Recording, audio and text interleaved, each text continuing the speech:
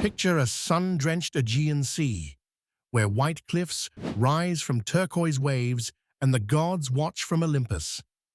It's the world of ancient Greece, over 2,500 years ago, where myths were more than stories.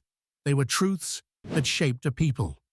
One tale towers above: Theseus and the Minotaur, a saga of a hero, a monster, and a labyrinth so twisted it haunts us still.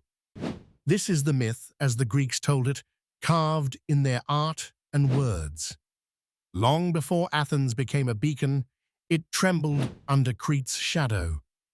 King Minos, ruler of Knossos, held sway, his power tied to the sea god Poseidon.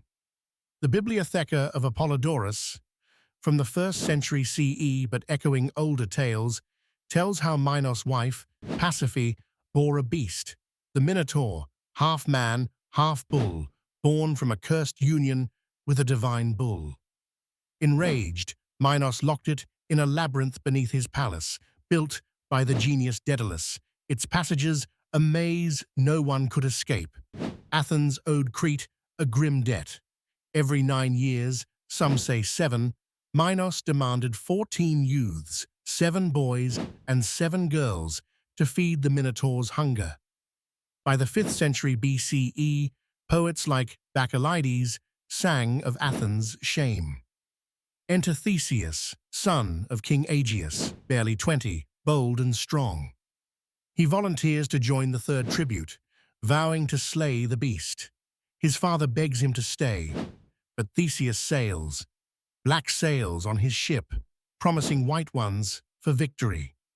On Crete, Minos' daughter Ariadne sees Theseus and burns with love. She defies her father, slipping Theseus a sword and a ball of thread. The Odyssey, from the 8th century BCE, hints at her role. At dusk, Theseus enters the labyrinth, tying the thread to the door. Corridors twist, walls loom, the Minotaur's roars echo. Deep within, he finds it, bull-headed, towering, hooves scraping stone. They clash. Theseus drives the sword into its throat. Blood pools, the beast falls. Using Ariadne's thread, he retraces his path, leading the 14 youths to freedom. Theseus flees with Ariadne, but the gods stir trouble. On Naxos, he abandons her. Some say Dionysus claimed her, others call it betrayal. Sailing home, Theseus forgets the white sails. Aegeus, watching from a cliff, sees black and leaps to his death, naming the Aegean Sea. Theseus becomes king, his legend sealed. Plutarch, in the 1st century CE, ties him to Athens' rise, blending myth with history. The tale's no mere fable. 5th century BCE vases show Theseus battling the Minotaur. Knossos ruins, excavated in 1900, reveal maze-like palaces. Greeks saw it as truth. Theseus was their hero. The Minotaur, their fear of Crete's power. 2,500 years later, it's a story of courage and cunning.